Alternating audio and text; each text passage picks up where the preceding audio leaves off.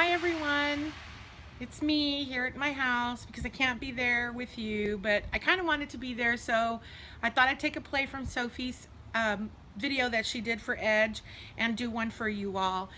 For those of you that don't know, I took a fall about a week and a half ago coming out of my shower, but this time it wasn't me, it was the bath mat. It wasn't me being clumsy, and it slipped out from under me and I landed on the right side of my body and I hurt my ribs, my arm, my elbow, my hip, my leg, my ankle, and my foot. I guess my bones aren't as young as they used to be, and they weren't meant to take all this fabulousness at one time. So I got pretty injured and I've had to stay off my foot, especially for almost 2 weeks now. It'll be 2 weeks next Tuesday. I had some swelling this week until the doctor recommended another week off the leg, and the x-ray showed no broken bones. However, because of the swelling and the bruising and the pain still, they might order an MRI because I may have some sort of a hairline fracture in my leg. But other than that, I'm doing okay. I'm hoping to see you all next week, hoping to get back to work. I have a lot to do as we have the retreat coming up. I have a few announcements before we get started with my talk. The first one is the Halloween Bash that's scheduled for next Saturday, the 24th. The Knights of Columbus want our help with manning the booths as well as the trunk or treat. So if you're interested in helping that, there's a sign-up sheet over by the sign-in table so that you can sign up and let me know that you want to help, and then I'll give you an email reminder of what time to be there and everything next Saturday. Also, if you're a driver and have your own car, or if your parents want to donate a car to be in the trunk or treat, all you have to do is decorate it. You really don't even have to decorate it. You can just come and hand out candy to the children that are trick-or-treating to that. The next announcement is, please don't forget that the retreat, the forms, I sent some permission slips, so there should be some there, but really the latest I can take them is next Tuesday. I have to have a final count. So please, please, please get your retreat forms in and your money. The last thing is one of my friends that I asked to help me with the video that's you're going to see in a minute, she lives in Nigeria right now and she works with disabled adults as well as children. And on November 1st through the 9th, she is hosting 16 adults with disabilities to come here to the United States to see some of the stuff that we have here to offer. And she asked if St. Thomas Aquinas Youth would be interested in doing a dinner or a luncheon for these 16 adults. And I thought that would be a really great idea. I contacted the head of the Nigerian organization for our parish, and together I think collaboratively we could do something really nice for them. It would have to be during the week because that weekend, of course, we're gone on retreat. So I just think it would be a great thing for us to do. And I've also given you all a sign-up sheet so that you can sign up if you're interested in helping with that. Today's talk is supposed to be about happiness and what the secret to happiness is. But before I start my portion, I asked a few of my friends on Facebook to give me their take as to what they thought the secret of happiness is.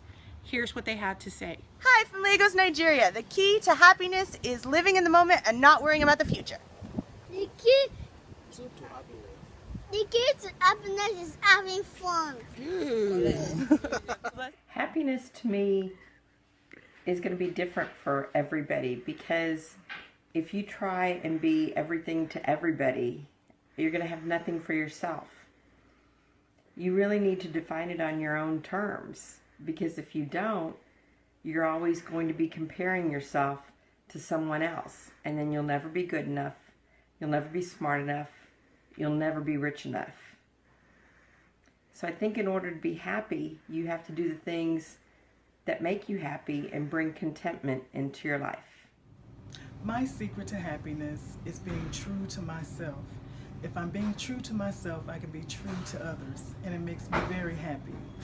This little light of mine, I'm gonna let it shine. Oh, this little light of mine, I'm gonna let it shine.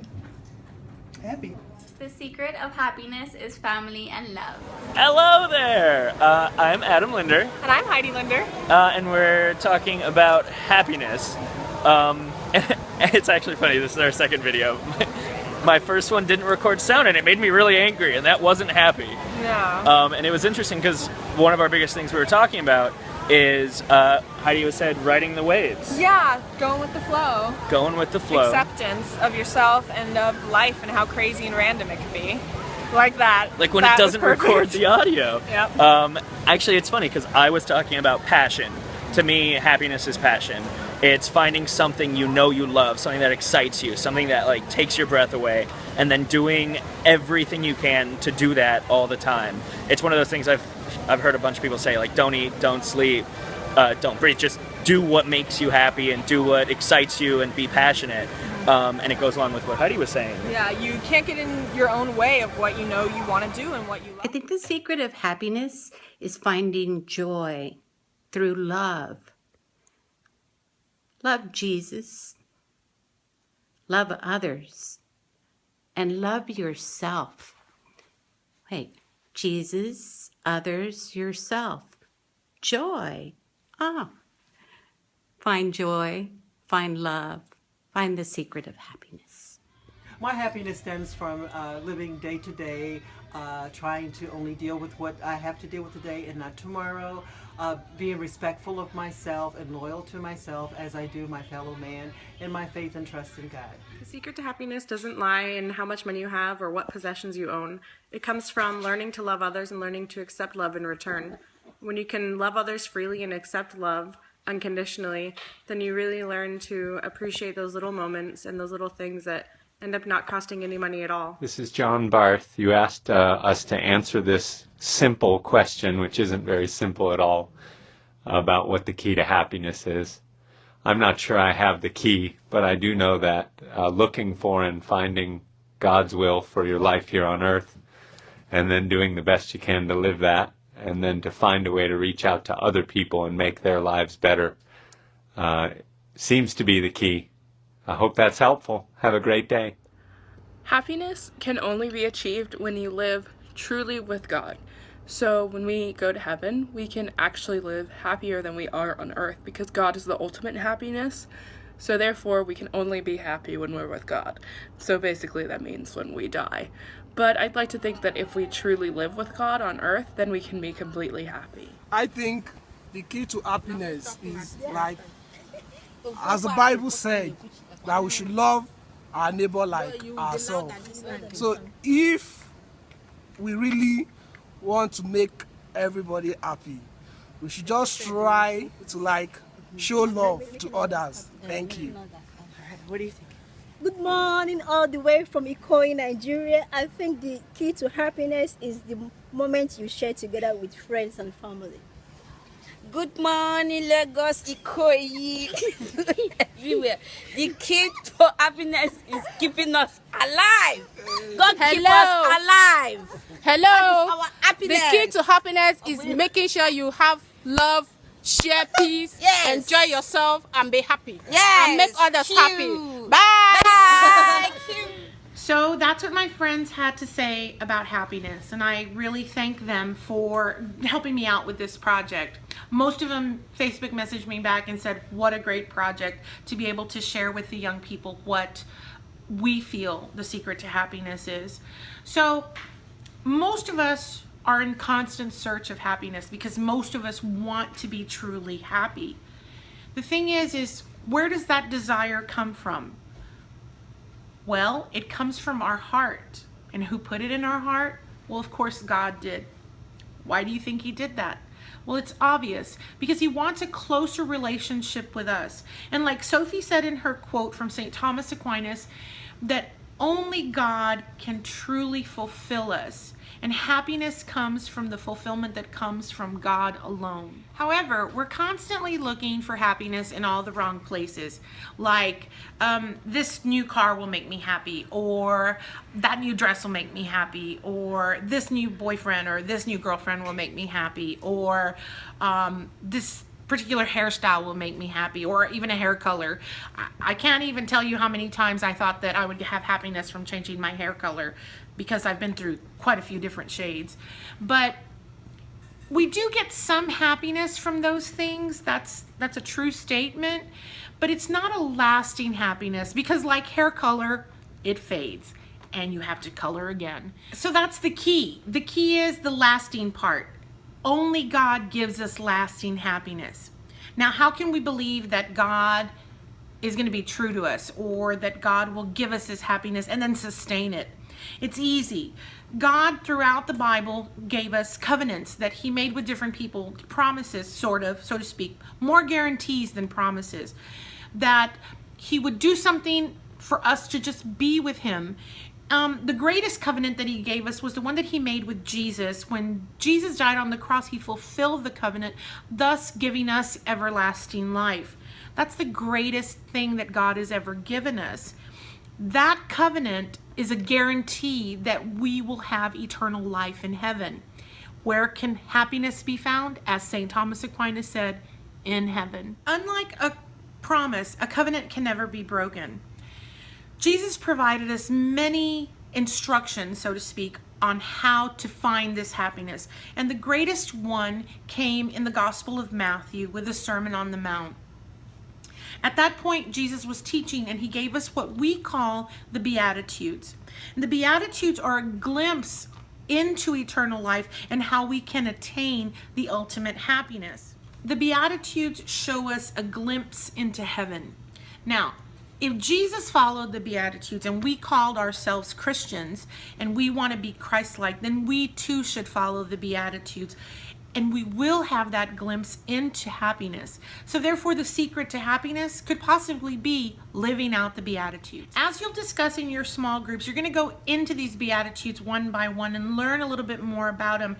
But it's kind of hard if you know the beatitudes. Blessed are the poor in spirit, blessed are those who mourn, blessed are those who are meek. Sometimes they don't sound very happy. So how can they lead to happiness? Well, let's take a small look into these. For example, the one that says, blessed are the poor in spirit. Poor in spirit is not poverty. Poor in spirit means that you're at a spiritual low. And most of us go into a spiritual low from time to time. The thing is that when we're at the bottom, sort of like somebody that's hit rock bottom, you always hear that term, I hit rock bottom. The only way from rock bottom is up. But those of us that are poor in spirit, at that point recognize that the only way for us to get up and to come back up is through God himself. Therefore, when we become poor in spirit and accept that through God is our only way up, then we see the eternal happiness. Another beatitude is those who mourn will be comforted. Doesn't sound very happy, mourning, crying, grieving.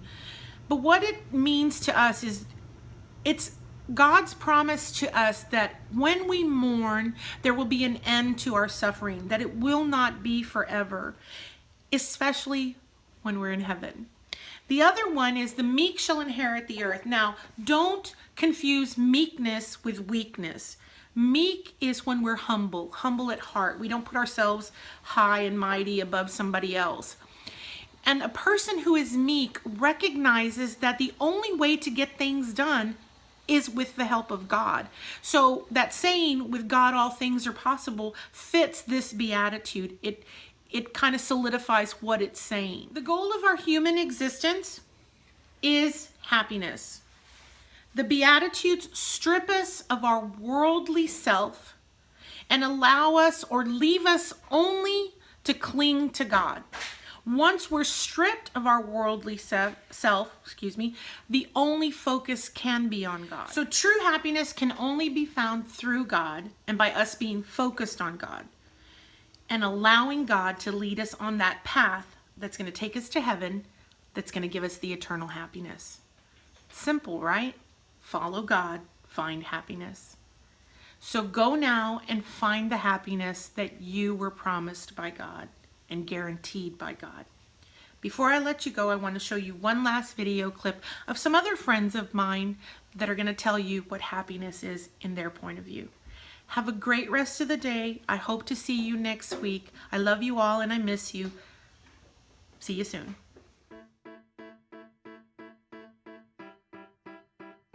Testing 1, 2, 3. Testing 1, 2, 3. Can you see me? Can you see me?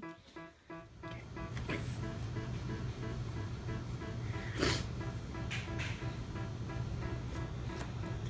Does my hair look okay? Mm-hmm. Yes? No? It doesn't look okay? Happiness. The goal. Hold on, let me start all over. Don't laugh. Sorry. Ready? Yeah, go ahead. Simple. Find happiness. Be with God. Blah, blah, blah. Okay. However, we're. Whoa.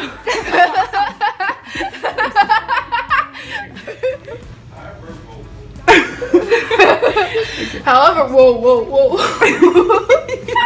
Color, it fades, and you have to color again. So